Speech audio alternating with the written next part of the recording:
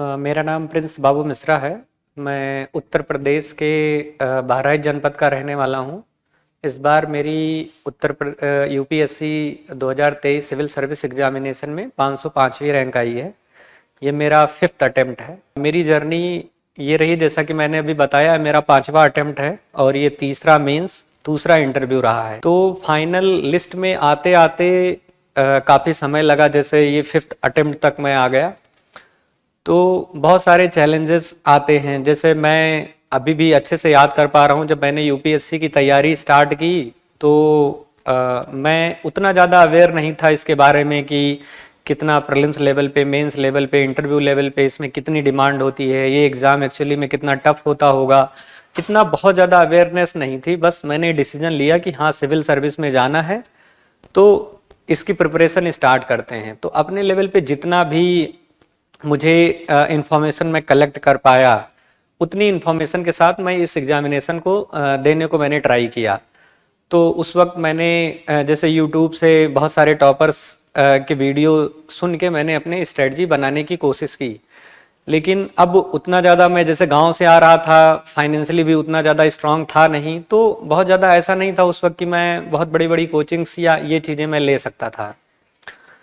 तो मैं first attempt अपना देता हूँ 2019 में। उस वक्त क्या होता है कि प्रीलिम्स भी मैं नहीं क्वालिफाई करता हूँ, जस्ट मेरे 38 मार्क्स आते हैं GS1 में। सीसैट मेरा GS2 क्लियर होता है।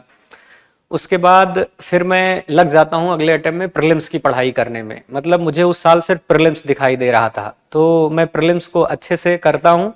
टेस्ट सीरीज काफ़ी लगाता हूँ, अपने नोट्स स्टैंडर्ड बुक जो होती हैं वो पढ़ना स्टार्ट करता हूँ। तो उस साल में प्रीलिम्स क्लियर कर ले जाता हूँ। बात आती है जब मेंस की, तो मेंस में देता हूँ और मेरे उस साल 630 मार्क्स आते हैं मेंस में। मतलब मैं जो कट ऑफ होती है उसको एक्चुअली में 100 मार्क्स से, 100 नंबर से मैं मिस कर जाता हूँ। फिर मुझे अब सेकेंड अटेम्प्ट में मुझे समझ में आने लगता है कि यूपीएससी में सब कुछ प्रीलिम्स नहीं है, मुझे मेंस पे फोकस करना चाहिए। एक्चुअली में इसका मेंस एग्जाम मेन है। फिर अब मैं मेंस में जो सिलेबस होता है उस पर थोड़ा कमांड करने की कोशिश करता हूँ, नोट्स बनाने की कोशिश करता हूँ, ऑप्शनल अच्छे करने की कोशिश करता हूँ। क्योंकि उस साल ऑप्शनल में मेरे सिर्फ 213 नंबर आए थे, जीएस में मेरे सिर्फ 311 मार्क्स के करीब थे, एसए में भी मेरे 110 या 17 के अराउंड थे, 107 के अराउंड। तो वहां से फिर मैं मेंस की तरफ गियर करता हूँ। लेकिन अब 2021 में ऐसा होता है कि मेरा प्रीलिम्स ही नहीं क्वालिफाई होता है मेरे थर्ड अटेम्प्ट में। तो उस वक्त मुझे ऐसा लगने लगता है कि शायद मैं ऐसा यूपीएससी के लिए बना नहीं हूं और मैंने एक गलत डिसीजन ले लिया, जिसके थ्रू मैं अब यूपीएससी में आ गया हूं, इसकी प्रिपरेशन में आ गया हूं और ये मुझसे हो नहीं रही है। एक्चुअली में मेरा एप्टीट्यूड वैसा था नहीं। तो 2021 में फिर मैं थोड़ी सी प्रॉब्लम में भी रह रहा होता हूं और 2020-21 ये मैं घर पे ही था, अपने गांव में ही रह के मैंने प्रिपरेशन की थी। तो जब 21 का प्रीलिम्स मेरा नहीं होता है तो उस वक्त मैं सोचता हूँ कि चलो अब डिसीजन तो मैंने ले लिया है, यहाँ से हम बैक भी नहीं हो सकते। तो गाइडेंस के लिए मैं दिसंबर 2021 में दिल्ली में आ जाता हूँ।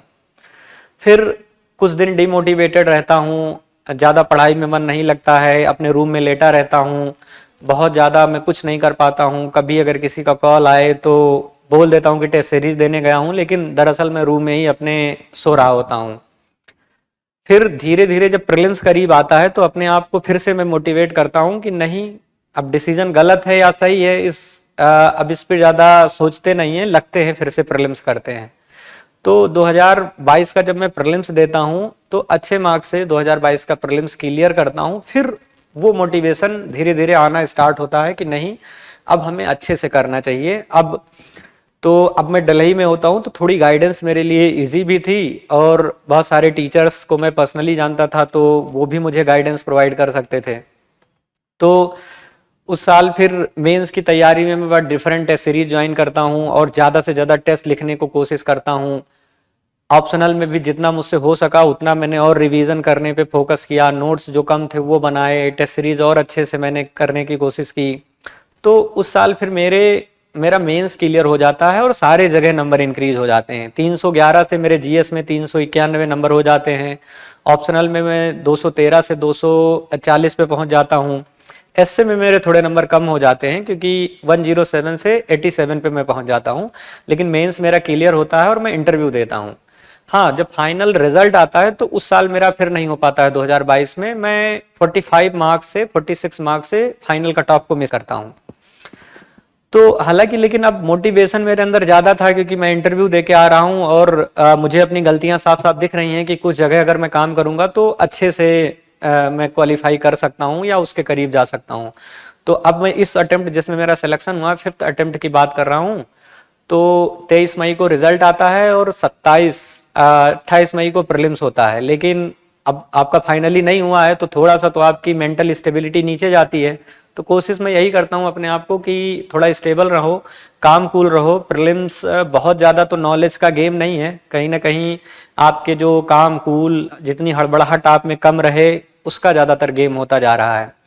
तो प्रीलिम्स एग्जाम में देता हूँ, पेपर बहुत अच्छा तो नहीं जाता है लेकिन पेपर टफ आया था तो सबके साथ वही था, हर कोई यही कह रहा था कि हाँ पेपर टफ है, सब मुश्किल में थे, मैं भी मुश्किल में था।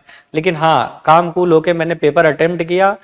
तो दिक्कतें थी लेकिन जब रिजल्ट आता है तो मेरा क्लियर हो जाता है, तो एक और सुकून की सांस आती है और फिर मैं मेंस पे जुड़ जाता हूँ क्योंकि अब मुझे अपनी गलतियां बहुत ज़्यादा और अच्छे से पता है और मुझे ये पता था कि मुझे क्या करना है। तो मैंने क्या किया कि और प्रैक्टिस बढ़ाया।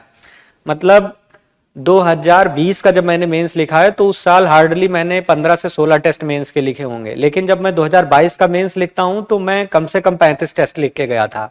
और 2023 वाला जो ये मेंस मैं लिखता हूं इसमें मैं 82 टेस्ट लिख के मेंस एग्जामिनेशन हॉल में जाता हूं। 40 टेस्ट मेरे ऑप्शनल के इंक्लूडिंग पीवाईक्यू पेपर और 40 टेस्ट जीएस और एसए के, इतना मैं लिख के इस बार जाता हूं, श्योर करता हूं कि हाँ मेरा मेंस एक अच्छे मार्जिन से क्लियर हो। तो सेम चीज हुआ क्योंकि अब मेंस में मेरे मार्क्स काफ़ी इंक्रीज कर गए। इस बार मैं 782 पे पहुंच गया और इंटरव्यू में भी मुझे 170 मिले, तो फाइनली 952 स्कोर बना और उसके थ्रू मेरा सिलेक्शन 505 रैंक पे हुआ। अब थोड़ी सी जर्नी में यही है कि मैं वैसे फैमिली से नहीं आता था कि जहाँ बहुत ज़्यादा इकोनॉमिक कंडीशन बहुत अच्छी हो, बहुत ज़्यादा गाइडेंस हो। जैसे मेरे फार्मर जो हैं, जो मेरे फादर हैं सॉरी, तो उनकी एक छोटी सी सब्जी की दुकान है, छोटी सी टेंट की दुकान है और गांव में ही हम लोग रहते हैं। तो ऐसा नहीं था कि मतलब इकोनॉमिक कंडीशन बहुत ज़्यादा अच्छी थी। लेकिन हाँ, फैमिली जैसी भी थी, उसने उन्हें सपोर्ट बहुत किया। मतलब किसी भी अटेम्प्ट में किसी भी समय उन्होंने ये नहीं कहा कि अब मुझे पीछे मुड़ के देखना चाहिए। उनको हमेशा यही लगा, और मैं जिस तरीके से इम्प्रूव कर रहा था तो उस तरीके से सबको यही लग रहा था कि आज नहीं तो कल हो सकता है कि मैं उस मार्जिन को टच कर जाऊंगा जिसकी एक्चुअली में ज़रूरत है।